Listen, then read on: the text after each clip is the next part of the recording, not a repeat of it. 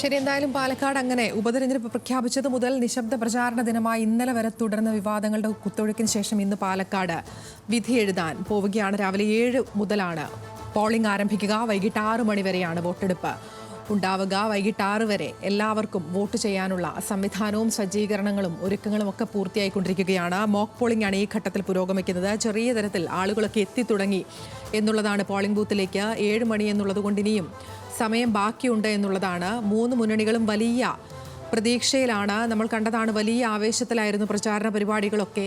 കൽപ്പാത്തിയിലെ രഥോത്സവവുമായി ബന്ധപ്പെട്ടാണ് ഇത്തരത്തിൽ പാലക്കാട് തിരഞ്ഞെടുപ്പ് മാത്രം അല്പമൊന്ന് നീണ്ടുപോയത്.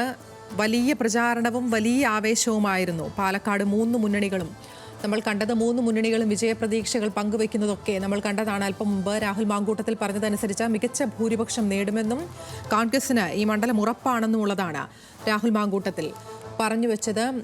ആൽവിൻ തോമസ് തുടരുന്നുണ്ട്. ആൽവിൻ, ആളുകളൊക്കെ എത്തി തുടങ്ങിയോ? അതിന് ഉജ്ജ്വലമായ ഒരു ഇലക്ഷൻ തന്നെയാണ് എല്ലാവരും പ്രതീക്ഷിക്കുന്നത്. അതുകൊണ്ട് തന്നെ ഇന്ന് രാവിലെ നോക്കുമ്പോൾ നമുക്ക് കാണാവുന്ന പോലെ 73-ാം ബൂത്തിലേക്ക് രാവിലെ തന്നെ ആളുകളൊക്കെ എത്തിത്തുടങ്ങി. വോട്ടർമാർ, സ്ത്രീകളായിട്ടുള്ള ആളുകളൊക്കെ ക്യൂവിലേക്ക് തന്നെ വന്നു കഴിഞ്ഞല്ലോ. രാവിലെ അരമണിക്കൂർ മുമ്പേ എത്തിയോ? അരമണിക്കൂർ മുമ്പേ എത്തി. ഞങ്ങളിവിടെ അമ്പലത്തിൽ തൊഴുതാൻ വന്നാണ്.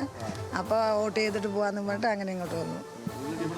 ഇവിടെ തൊട്ടുള്ളവരാണ്. ഇവിടെ മണപ്പുളിക്കാവിനാണ് ക്ഷേത്രം. അപ്പോൾ അവിടെ എല്ലാവരും വരും. സ്ഥാനാർത്ഥികളൊക്കെ വന്ന് തൊഴുതിട്ട് പോയി. പത്രിക കൊടുക്കണതിന് മുമ്പ് തന്നെ 3 പേരും വന്ന് തൊഴുതു. എല്ലാം തൊഴുതിട്ടൊക്കെ പോയി. അപ്പോൾ ഞങ്ങളും അതിൻ്റെ തൊഴുത് കഴിഞ്ഞിട്ട് ആദ്യം വന്ന് സമ്മതി അത് അടയാളപ്പെടുത്തിയിട്ട് പോവാ വോട്ടാണ്. വളരെ ചൂട് പിടിച്ചതും വളരെ വിവാദപരമായ ഒരു ഇതായിരുന്നു. കൽപ്പാത്തി തേരോടനുബന്ധിച്ച് എല്ലാവരും അവിടെ എത്തി. എല്ലാവരും ചൂട് പിടിച്ച് കൊട്ടിക്കലാശമൊക്കെ ഗംഭീരമായിരുന്നു. എല്ലാം ചാനലിലൂടെ നമ്മളെല്ലാം കാണാൻ പറ്റി. ഞങ്ങൾ 5 മണിക്ക് തൊഴുതാൻ വേണ്ടി സാധാരണ അമ്പലത്തിൽ തൊഴുതു പോവും. ഒന്ന് ഇവിടെ വോട്ട് നേരത്തെ ഇട്ടിട്ട് പോകാൻ വന്നിട്ട് വന്നു. 73-74 ബൂത്തുകളിലെ മുമ്പിലെ കാഴ്ച, 93-94 ബൂത്തിലെ കാഴ്ചകളാണ് നമ്മൾ കാണുന്നത്. രാവിലെ തന്നെ